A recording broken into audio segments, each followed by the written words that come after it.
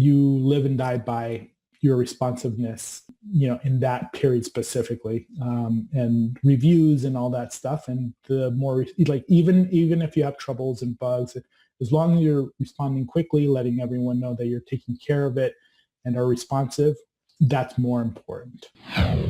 Welcome to the My Future Business Show, where we get you in front of your best audience and keep you there. Not only are we interviewing the biggest names in business to help you become even more successful, we're inviting you to book your spot on the show to help you grow your business. So at the end of the call, make sure you fill in the interview application form at myfuturebusiness.com/interviews.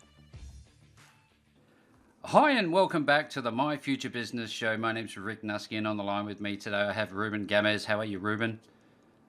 I'm good. Man. Thanks for the invite. Oh, look, it's an absolute pleasure. Now, we were just talking offline a little bit about the recent experience through one of his product launches for a product called Docsketch. Now, he is certainly involved in far more than that, so we're going to explore some of those topics. But, Ruben, what we normally do is we start off by sharing a little bit about yourself and how you came to be where you are today. Sure. So I've been in tech, let's see, maybe 15 years or so now. Yep. I'm in software, just had my own products for about 10 years. That was my first product back in the day. Yep. And I really started in tech as, actually, very first thing I started in tech was doing tech support for compact computers. I don't even know if they're around. Oh, wow, that's anymore. An old name. That's the one with the Q on the end, compact. Yeah. The one. So it was them, and then I did that for was it a year or two? And then I got a job as a developer on a company, a big payroll company, but the only developer they had on staff. And then I grew a team of 30-ish people or something like that, developers and team leads and other business analysts and stuff. And that was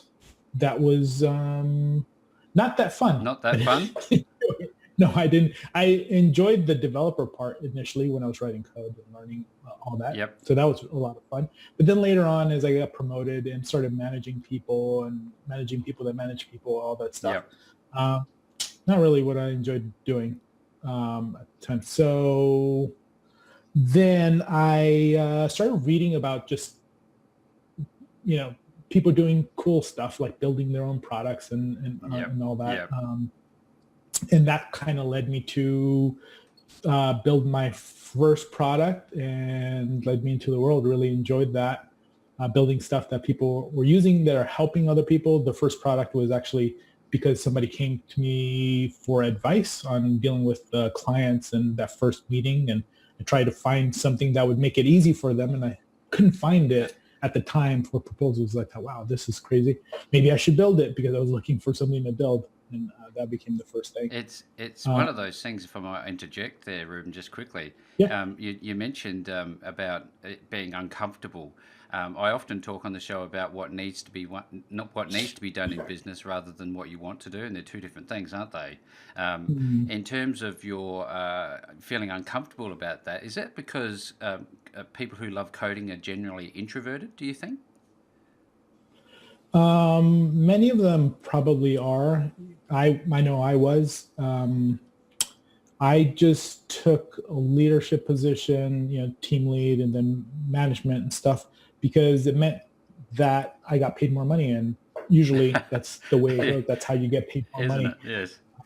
Yep. So I thought initially, like at least the team lead level, that that would be an interesting experience. Let's see what I can get out of it and learn and stuff. But then after a while, you get used to it, and you're like, okay, I see what this is. Yeah, it's not for me. So it becomes a learned behavior, doesn't it? You get comfortable being uncomfortable, I guess. Yeah, and I really, when I got to the point of where I wanted to build my own product, I was not happy at the job, and I remember having conversations with other people. Why don't you get a job that you'll like, that you'll be happy with? And I remember saying, because it'll be okay for a little while, and then I'll end up right at that same spot, and I know where this leads.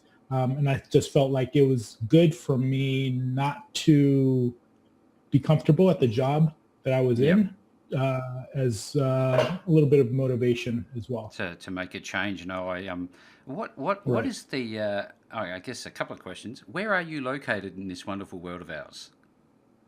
Portland, Oregon. Portland, Oregon. Fantastic.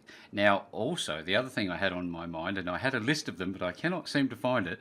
Could we go through your library of products? What are they? Sure. Well, there's really only 2 products. I want to make sure that's right. Yeah.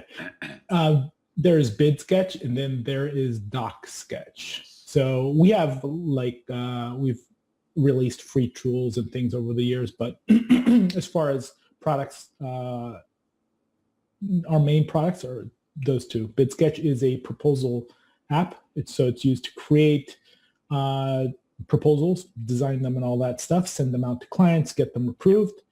And our newest product is Docsketch. It's an electronic signature tool, which takes all existing documents, all your sales documents, Word, PDF, Excel, even PowerPoint and stuff. And you can set it up to get those documents completed and signed and approved. And using Docsketch. And I jumped on this as soon as I saw it, because the digital age we live in, it's just it's not something. It's a tool that you can't be without, isn't it? Really? Yeah, it's funny. On the Bidsketch side, I've helped a lot of people with their proposals over the years, and still continue to do that. But I haven't had a need to create my own proposal in many, many, many years. Mm-hmm. But luckily, we get to see many proposals, and just get to work with a lot of people that are doing it all the time.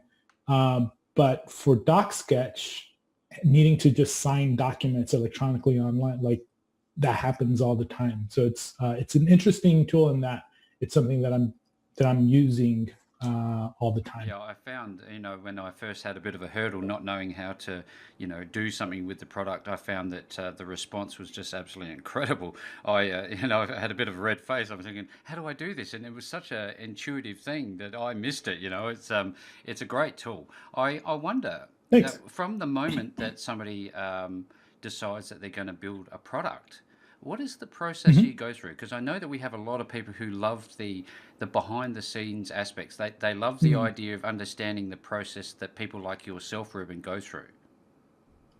Sure. So, so the very first step, usually, it depends. There are a lot of different takes on it, and there's no right or wrong way to do it.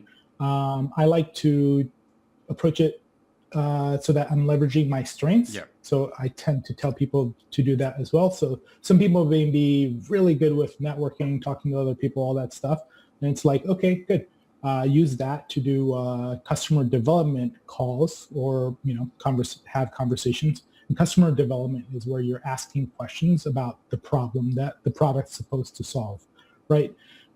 So, and the goal with customer development is to learn about the problem, what people are doing, and to see, if they're using existing tools and paying for them, to see what they like about them, what they don't like about them, and sort of like uncover opportunities. Yeah. Like, okay, these are problems that are being addressed, or here are a couple of things about this specific problem that's being addressed that is different. Nobody is doing it in this market. So maybe we can create a product that we can sell and people will buy.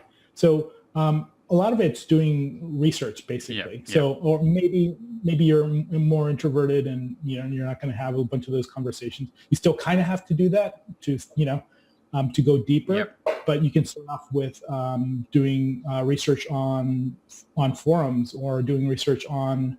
You can even do research, like copywriters do this all the time on Amazon, reading comments for books that are talking about the topic. You get some really insightful comments in there that can inform what you do with the product. It's surprising. But there's sites like G2 Crowd, Yep. Capterra, and other review sites like that. That if you're thinking of building a tool, I'll do this too. I did this with Docsketch. Said, okay, DocuSign is really well known in the space. Adobe Sign really well known in the space. They have a lot of customers. They've been around for a long time. Mm-hmm. So what are the strengths? What are the weaknesses of these products? Go in there, read through all the reviews, categorize them, and identify weak points and strengths, things that people like, don't like, and sort of start to get a feel for what this market is like, where the opportunities are like. So that's in a well-established market. Yeah. With Bidsketch, we were the first proposal app in the category, so we created a category. Right? We didn't have that. Yeah. And it's good and bad. There are different challenges when you have that. Yeah. You have to inform. You have to educate people more. You don't have all this information like I just talked about. You do, to where people are just saying, yeah, people are buying. What they like about the products. What they don't like about the products. It's great. Yeah. But it's really challenging for electronic signatures for Docsketch going into this market. So all that stuff's easy. The hard part is there are a ton of tools that do this. How do we do it well enough to stand out, right? Mm-hmm. And that becomes your challenge when you're going to a well-established market. On the other hand, when you're creating a new market, just will people even pay for this is challenging. It's not that easy of a question to answer. They're those sorts of things where the risk is higher, much higher financially for you, isn't it? Right.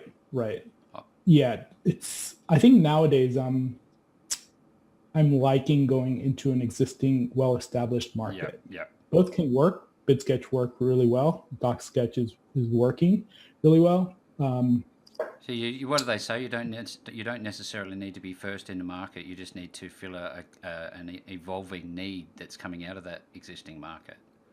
Right, and if you can own a channel, you don't even so it's nowadays you have to nail both product and marketing. Yeah. Before you could see this with a lot of old school products that are just terrible usability and just really hard to use and just bad. There's boxes of them. How are these dominating? Well, back in the day, you didn't need great product if you owned a marketing channel, right? Yep. Like one way or another, and that was enough. Nowadays, in established markets, you kind of need to nail both. You have to be really good at product and marketing, unless you get lucky or, I'm sure there are exceptions and stuff, but it's more, nowadays it's more that way. Yeah, I have two questions that come out of all of this. There are a lot of products out there like we've been talking about. Will there ever become a time that all markets become saturated, do you think?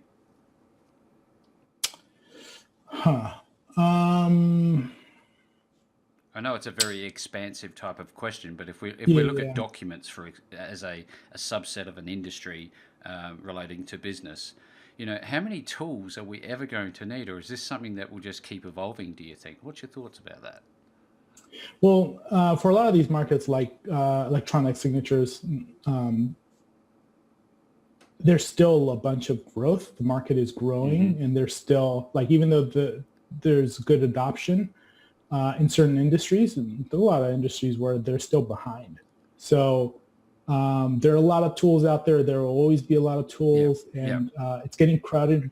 I don't even use the word saturated in that way, to where you just shouldn't launch a product. I just feel like it'll keep evolving to where the approaches need to change for creating and selling products. Yeah, and the truth is that, like in life, just like in most things, most people's efforts into whatever it is aren't enough to get to the top or to succeed or to be above average. I should rephrase that, meaning like if you're hiring somebody to do housework or whatever, it's amazing how many times you'll call or whatever and talk to people, and just people that most of them don't even nail the basic stuff, right? Like, just give me a call back. Like, I'm trying to pay you money. Like, make an appointment. It's hard to give away money, right? Isn't it? Sometimes. Right, it is, right? And just getting the basics, like nailing, some of that stuff will take you a long way surprising, right? So just taking it back to what we were talking about, it's just, yes, there are a lot of people, a lot of products out there, a lot of people trying to do things, but the effort for the vast majority isn't where it needs to be to actually even be to be successful or competitive with somebody who's really putting in an effort. Do you find yourself concerning your business and the way you run it with competitors, or do you just ignore them for the most part, apart from knowing a little bit about them to, I guess, differentiate yourself in your version of, let's say, DocSketch? Right. Do you focus on your competitors much, or you just focus on what you're doing? So with Bidsketch, very little, not so much.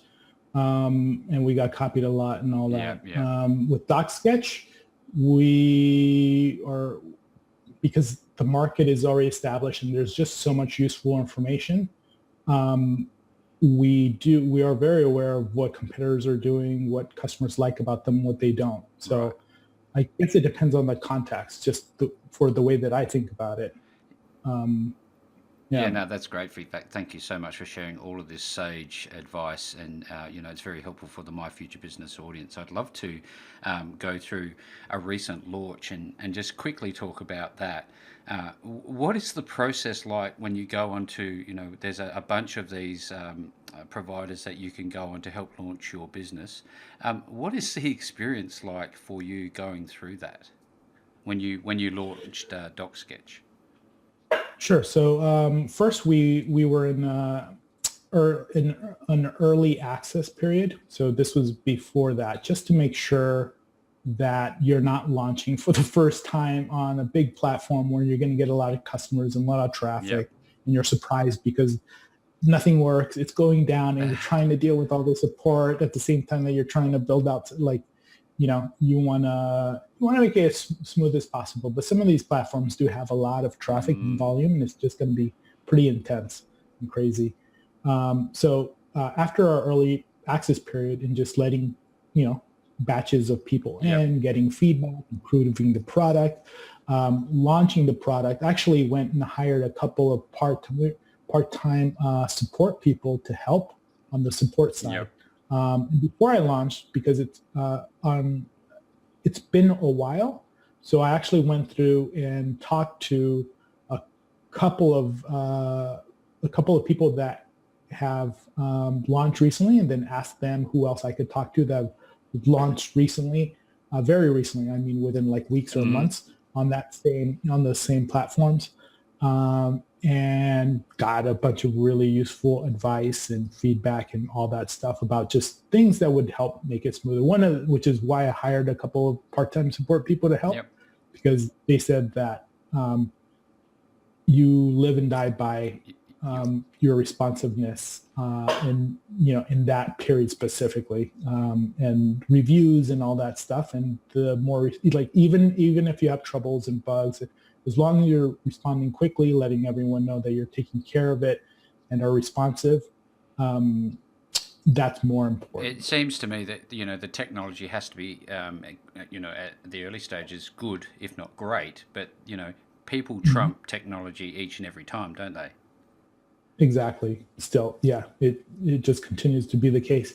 And, so it's also interesting in that, nowadays the bar is higher for products, right? So we had to have more features than we would have had needed in the past to launch the product. So it took us a lot longer to get there with DocSketch, and then it was a much more refined product with DocSketch than it was with Bidsketch in the early days. So it's just kind of interesting how all that has changed over time. And then once we launched, that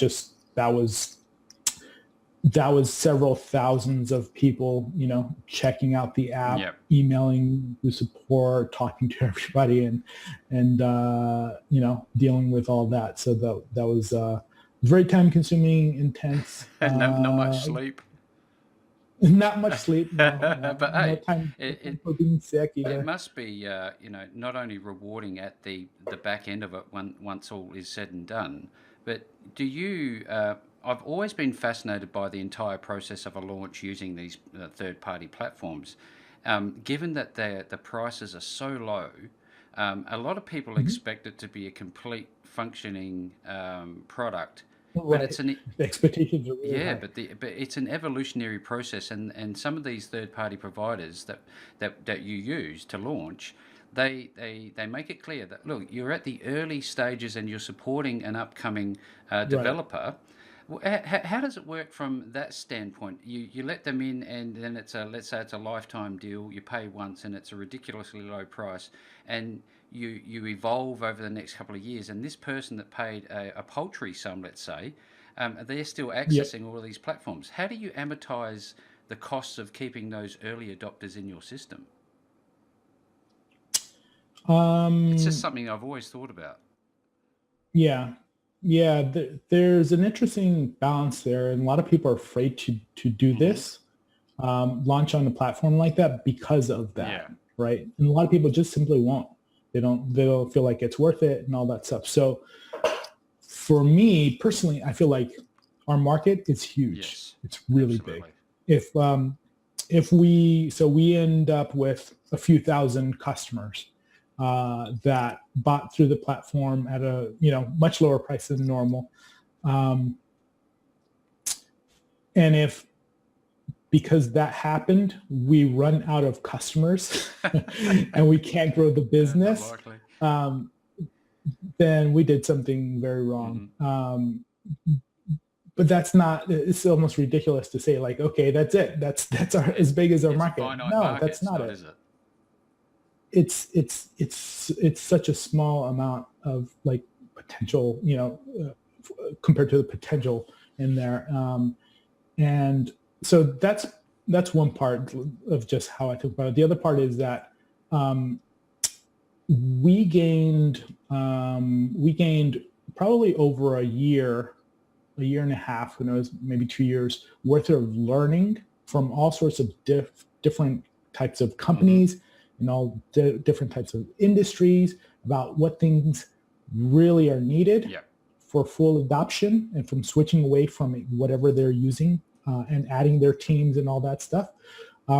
That's a very long process it takes a while, like a good year or so before you start, adding customers and talking to people and all that stuff before you start to get a really good feel for, okay, this is exactly what we need to build, exactly in what order, and um, why, and all that stuff.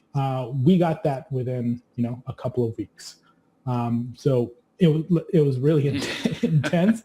It's not easy, as you can Oh imagine, yes. but we accelerated our learning just tremendously. So you know, that was well worth it. Yes. You can't pay for Well, that. And then certain products, like our product, is also has a bit of a viral component. So people using it is a good thing as well. In that sometimes people that get documents sent to them ask, "What are you yeah, using?" yeah, And that yeah. helps get other And then you customers. have people like me who are strong brand advocates after trialing them themselves, and we put it on the My Future Business show, and it also gets out there. So you can see how this can, if you've got a strong product, then get it out there, use that early adoption phase, then people start raving about your products, and away you go. Essentially, how it Right, works, isn't it? right. Yeah, it's you. I wouldn't say that it's a great fit for every product and makes sense all the time and just like automatically do Hmm. it. There are definitely I do think that it's good that people are careful and think it through before they go on to make sure that it's going to be worth it for them and their Yep, product. For instance, I just bought a SaaS product, so software yep. product where people pay subscription, um, where it's used to give sort of like announcements on your Hmm. website. So it'll do like a little notification thing, like on Facebook or anything, that tells you how many messages you have. Yes. But it does this so like you have a site, so you put this up and it does that for you, and you can make announcements, and you can do offers, or people that have products can say, okay, these are the new features we've released, right? So that's the product that I bought. And I was talking to Noah. Noah's the original founder of AppSumo, and some of the other like a lot of other platforms and products and stuff. And he said, "Why don't you put it on there?" And for that product, I just replied, "I'm scared." Fair enough too. For that product. So that's a very different product than DocSketch. So this is is this something that you've created, this particular notification software? No. I bought it. So yeah, somebody created it. They had it for a year and a half or so. They tried to grow it. They couldn't grow it. I see. And now they wanted to sell it and not have to deal with it anymore. So it worked. It had people using it and all that stuff. I thought it was interesting, and something I can experiment with on the marketing side. So I bought it. And the problem with that category of products, so different category of products just have different expectations. And with that is that it has a free plan, but in the free plan, it's unlimited, like everything, unlimited updates and unlimited, a bunch of stuff. And then for the paid, you have a few things that you can segment out, but then unlimited after the paid. So it's just giving away a lot, and potentially just from a technical cost of like being able to serve all this traffic and all these customers and ongoing use is a lot more expensive. It's just a type of product that's very expensive for that. So that's why I'm not sure if I'll ever do that with that. Oh, there you go. Look, I cannot believe that we're already half an hour into this show. It's one of those topics that I'm passionate about. I can only wish you all the very best with everything that comes up, and I hope that when your next product comes out, and I'm sure it will, that you'll spend some more time with me on the My Future Business Show. Of course, I would love to. Thank you. Thanks for joining us today. If you enjoyed the call, then make sure to subscribe, leave a comment, share us with your friends, and book your spot on the show at myfuturebusiness.com/interviews.